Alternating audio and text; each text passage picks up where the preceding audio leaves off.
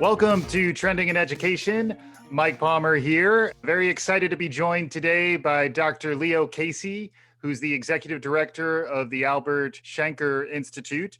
He's written a really interesting book called The Teacher Insurgency, a strategic and organizing perspective. We're going to dig into that. A lot of those topics are zeitgeisty, as I like to say. But before we get to any of that, I want to begin by welcoming Leo to the show. Leo, welcome to Trending in Education. Thank you. I'm glad to be here. You're someone who's had a really interesting storyline in terms of your connection to teaching in a number of different capacities, which have really culminated in more advocacy and awareness of teachers and how they can protect their interests and get organized and do some really important things, which we'll get into in a bit. But as we get started, I'd love to hear your origin story. What got you to this point in your professional life? I am the son of two New York City school teachers. In my late 20s, I was working on a dissertation in political philosophy, which I interrupted to do political organizing in New York City. It was based on the soon-to-be proven false premise that there would be a backlash against Reagan's conservative policies. After I decided that I wanted to go back to doing my dissertation, I needed to find some way to support myself. And so I got a job in New York City public schools. In very short order, I fell in love with teaching my students, who were inner city students. In 14 years, in the first high school I taught in the Crown Heights section of Brooklyn, I had not one white student. They were young people who had been left behind by the policies of the Reagan administration. In that process, it became clear to me that if I was going to have a positive influence beyond my particular classroom, that would require being involved in the union. I became involved in the union. I became active when I had to have my school building closed down because they had torn out asbestos containing material without having gone through the required procedures and protocols. Through that work in the union and after many years as a classroom teacher and a local union chapter leader, I became a vice president of the Teachers Union in New York City. I taught together many of those years with Randi Weingarten, who was the AFT president. And when she came down to the AFT, she asked me to come down and head up the Shanker Institute because I had this academic training. And so it was a felicitous combination of practical experience and intellectual preparation that led me to the Shanker Institute. What is the Shanker Institute? The Shanker Institute is probably best understood as a strategic think tank inside the AFT. We focus on three areas that come out of Shanker's own life as a public intellectual. His focus on trade unions, his focus on young people and public education, and his focus on democracy. We do public events, conferences, we do some of our own research, and we try to be a place where we can think about the long-term direction of public education, teacher unionism, and unionism more generally. That's part of what we wanted to dig into a bit with you today was the recent pre-COVID history of teacher unions and teacher strikes and teacher collective organization, which was a relatively hot topic in education prior to the pandemic. And then the pandemic has been its own maelstrom of complexity. Can we begin with the history leading up to the last year or so to capture the collective energy around teachers taking action? So the first part of the book is an attempt to provide an explanation for the wave of teacher strikes that occurred in 18 and 19. Those strikes were really something that took everyone by surprise. The decade leading up to that had been a period of real setbacks for teachers and for teacher unions. When the strikes actually broke out, it was in the middle of the Supreme Court's deliberations over the Janus case, which would be decided as we expected against unions and against their members. One thing I thought was important to do, which hadn't been done in any of the literature, was to try to provide an explanation for why they occurred at this point in history. There's two sets of issues that are important. One set of issues is around the underfunding of public education. Since the Great Recession of 2008, we've been through a decade of intense austerity, underfunding, and that had effects on the quality of education, had effects on teachers' salaries, Hmm. on their pensions. So that was one set of issues. Another set of issues was around teacher professionalism and the policies that gathered steam and No Child Left Behind and Race to the Top, with their focus particularly on standardized testing, had begun to undermine the professional authority of teachers in the classroom and their ability to provide their students with the sort of education that they believe their students really needed. Hmm. Those two sets of issues came together, but they'd been issues that had been longstanding for some time, at Hmm. least a decade. So the question was, why in 18 and 19 did these strikes take place? Hmm. I think there's a number of different reasons. I think one set of reasons is that for the first time in American history, in a couple of decades, there were all of these mass protests.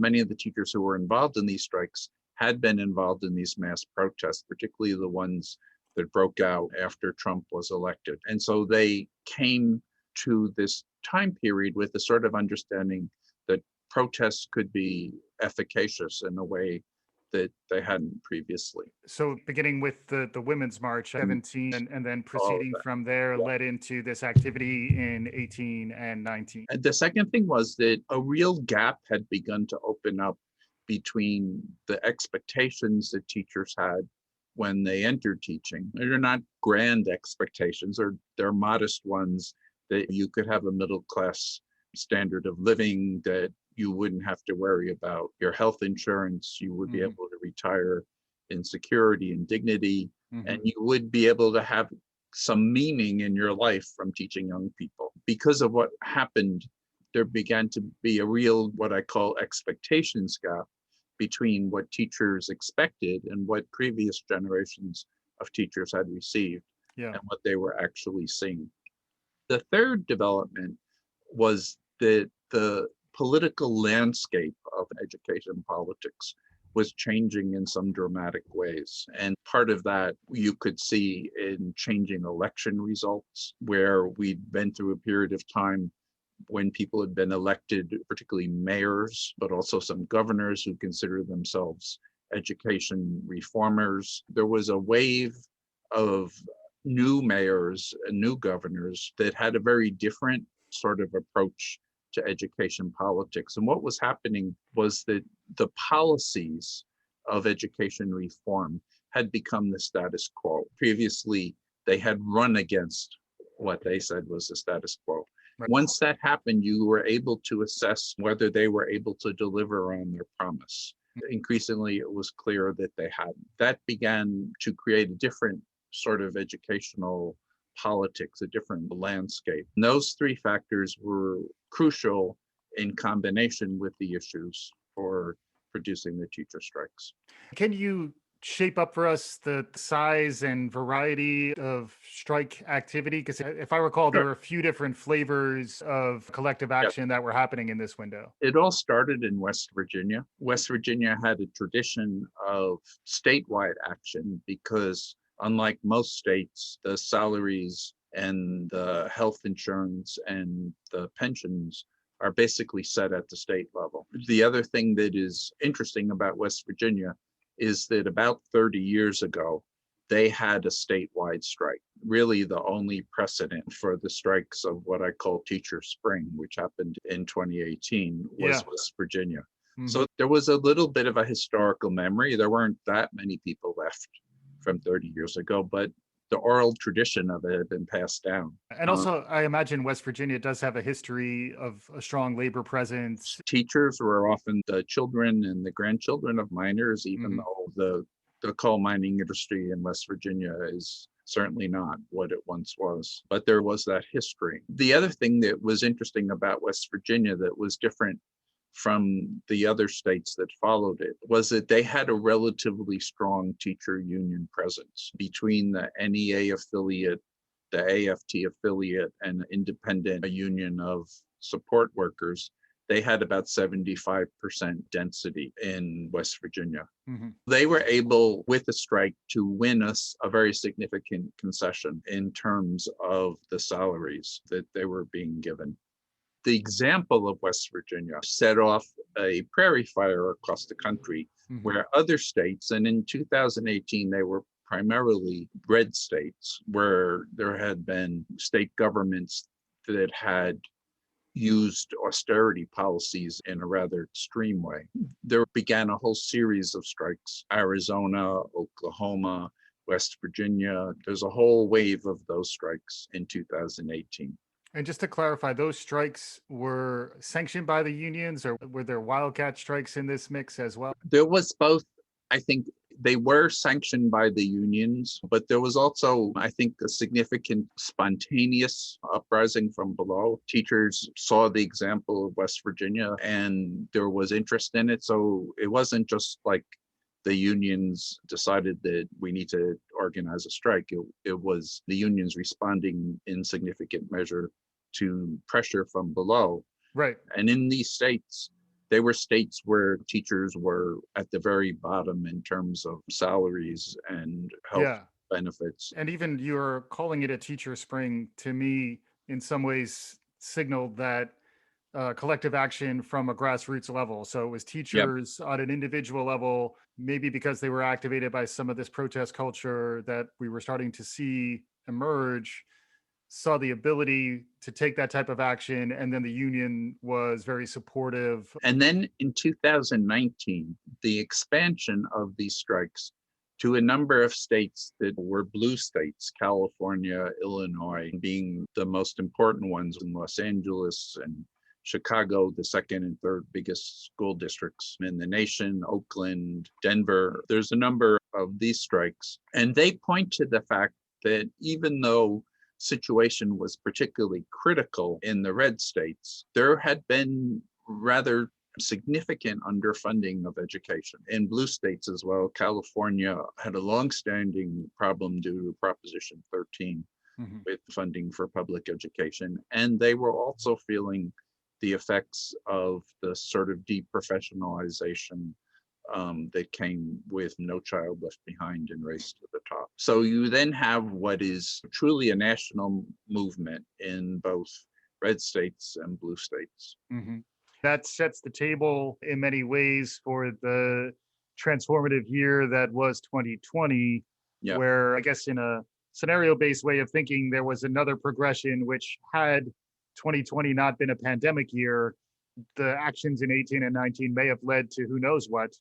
But the externalities of the pandemic hit, I think, for the national conversation, at least, perhaps the global conversation, teachers became very much more the front lines of a lot of our cultural understanding of how to address the pandemic. Also, the fact that parents now were becoming involved and were starting to understand the teacher's role in a very human way in the development of their children. 2020 must have been a very transformative year for you as someone who's looking at the labor situation for teachers in America. there's two really salient points of continuity from the strikes of the teacher insurgency into 2020. The first is that those strikes had established teachers and their unions as significant power centers. And of all of the people who were frontline workers, if you want, teachers were the one that were actually able to make demands that had some force behind them. In order for them to go back to work, it needed to be safe.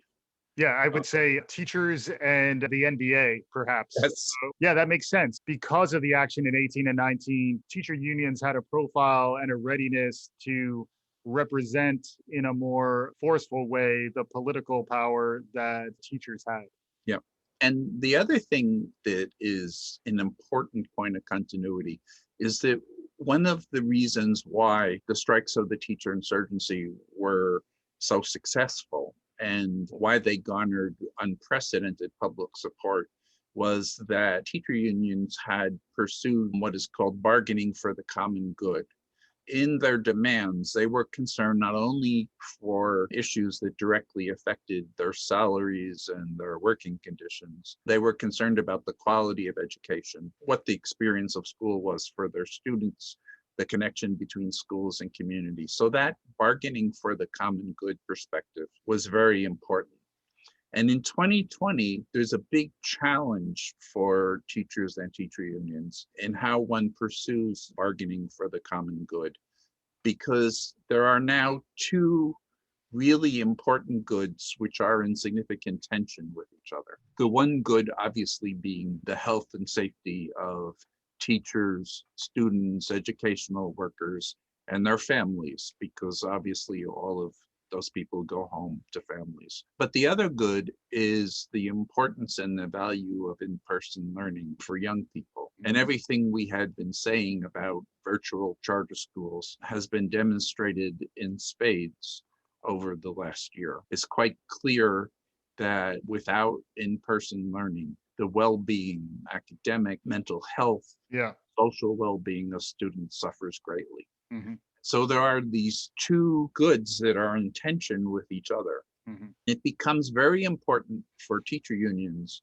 when they're beset on all sides here, to pursue a policy which is one of, we want to open schools. We need to open schools safely. We need to actually pay attention to both of those goods. There are folks who only want to pay attention to the safety good. And if that's all you pay attention to, you basically eviscerate in-person education. And there are folks who only want to pay attention to in-person education. And if you do that without the proper safety conditions, then you put the health and safety of people at risk. So it's been quite a bit of a challenge, and it has been, I think, made all the more difficult by the fact that, particularly in recent months, there are those in the Republican Party and those connected to Donald Trump that have decided that this is an opportunity to try to make a wedge issue out of school reopening, and to separate those parents who are eager to go back, who are primarily white and middle class parents, from public education, and make teacher unions the villain Right. in that scenario. So that's a challenge, but I think it's a challenge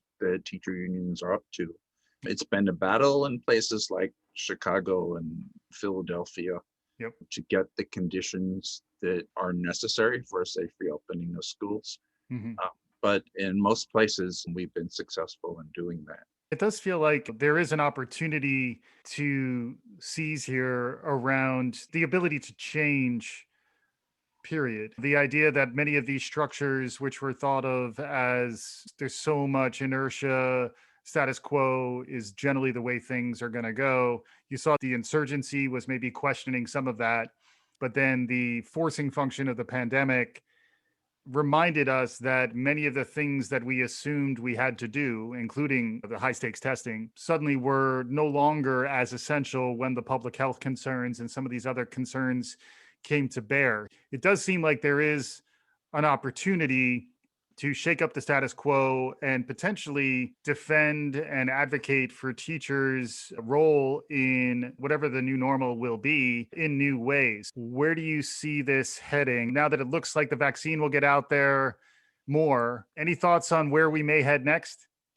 Overall, I'm positive. I think the replacement of the Trump administration with the Biden-Harris administration gives us a national government which is prepared to do what it needs to do for safe reopening. The announcement yesterday that they're going to prioritize vaccinations for teachers means that in relatively short order, we should have most teachers vaccinated. If they're talking about vaccinating all adults by May, Right. certainly within the next month, 6 weeks at the most, we should have all of the teachers vaccinated. And I think that is a sufficient precondition to open in-person learning. It's going to be complicated because students are not going to be vaccinated, and there's still going to be parents who don't want to send their children to school under those circumstances. Yep. So we will have the logistical challenge of doing both Hmm. in-person learning and remote learning. The other challenge here will be what happens in places like Florida and Texas, where the state governments have been remarkably cavalier about conditions of safety generally and in Mhm. schools in particular. And so the idea that in Texas, starting right now, they're going to eliminate a mask mandate is really a very terrible idea, particularly when we're so close to the point where everyone could be vaccinated. To do it now is sort of like asking for a new spike Yeah. in the pandemic. There are some really perilous short-term issues in states like that. But I think if we can get to the point where we have that vaccination, we should be able to see our way through the situation and hopefully in September have a completely full reopening in Yeah. person. And then maybe on top of that, my perception, at least based on many of the conversations I've been having, some of the things I've been reading, is that there will be renewed awareness of the criticality of the role that teachers can play in the development and socialization of the rising generations, which I think there was a notional understanding of that. I think people generally believed it, but they took a lot of this stuff for granted. I tend to think we're going to need to be much more intentional about our thinking about the role of the teacher and where we see it going collectively. What about the awareness of the needs of teachers and the opportunity to ensure that there is more dignity and respect provided to our teachers?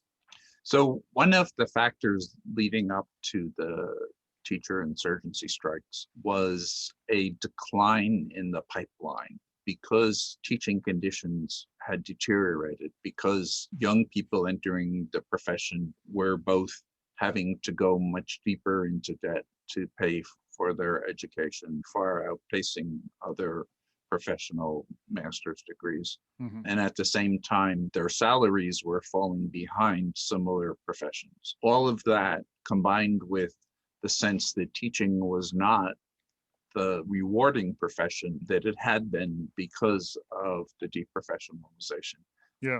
created a real decline in students that were going into program. The evidence that we have from various sources is that teachers, particularly older teachers who were concerned about their health, have been leaving the profession, mostly retiring at a much greater pace because of the pandemic. Mhm. So there will be a really critical issue once we come out of this pandemic in terms of being able to attract and retain high quality teachers in the profession. The issues that led to teacher insurgency, if in some sense we put them in abeyance because we've been so focused on the issue of school reopening, they will come back in a vengeance, and we will need to really have policies that address them, or we will be back in the very situation we were in 18 and 19.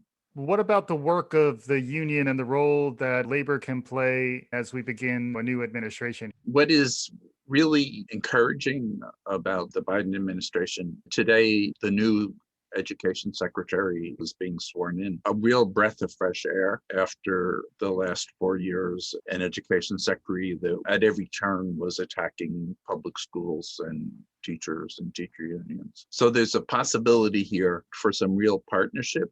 One of the silver linings of the last year of our political life has been that there is a recognition that having a school system that was so inordinately focused on standardized testing and English and math has sidelined civics education in a way when good, high quality civics education is something we desperately need in Mhm. this country.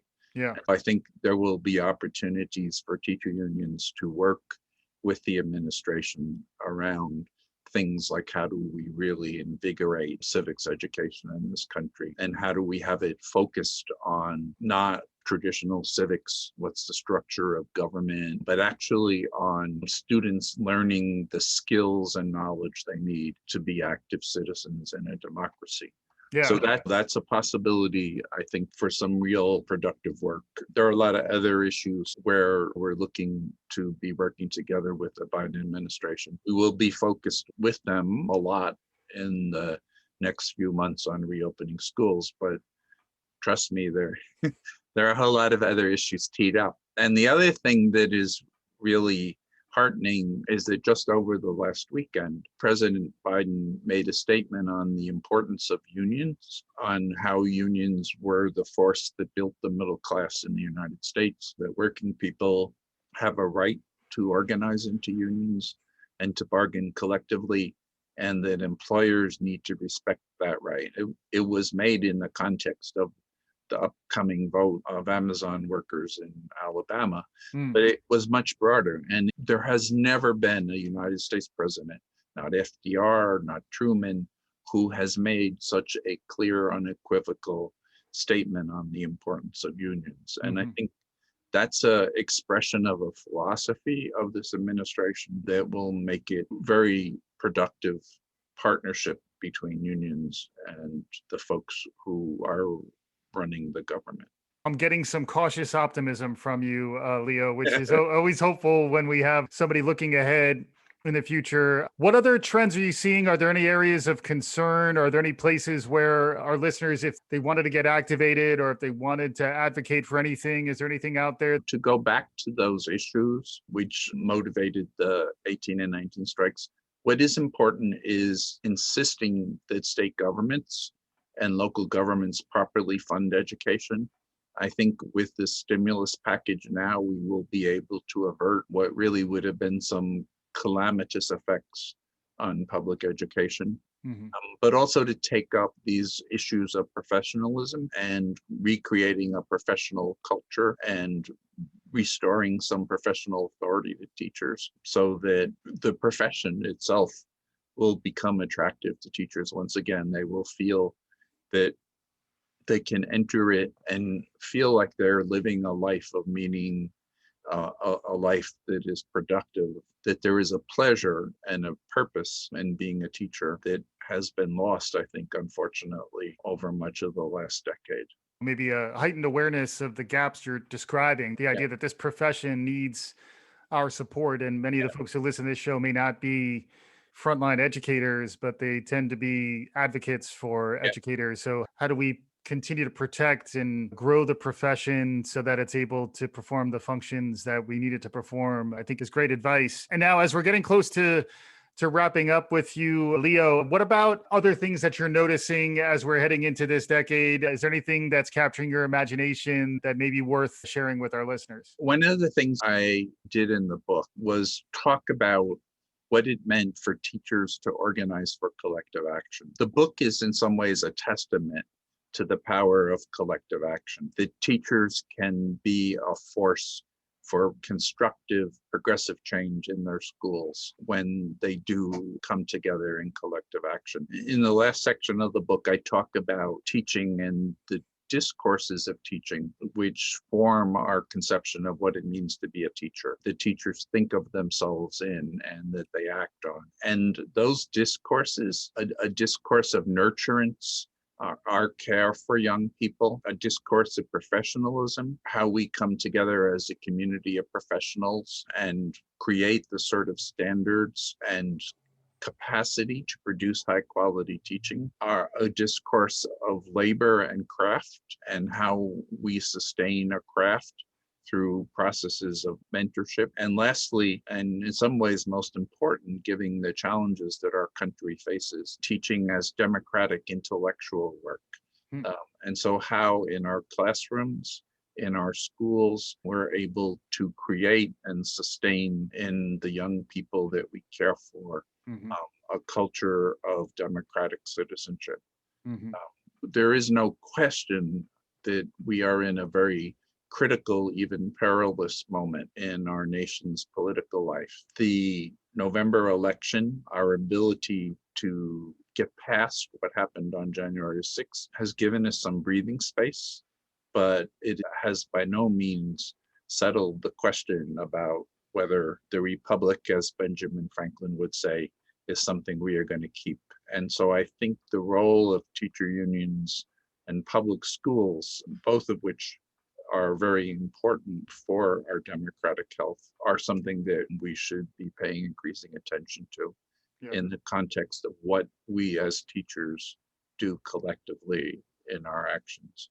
Now, that's coming not just from the executive director of the Albert Schenker Institute, It's coming from a multiple award-winning civics teacher who really was doing this many years ago. And a lot of what you were doing back in Crown Heights is still needed by many of our teachers and many of us who are thinking about the future of education to this day. So very much appreciate the opportunity to get you on the show, Leo. Thank you. It's been a pleasure. For our listeners, hopefully you enjoy what you're hearing. If you like what you're hearing, tell a friend, write us a 5-star review, share the love. We'll be back again soon. This is Trending in Education.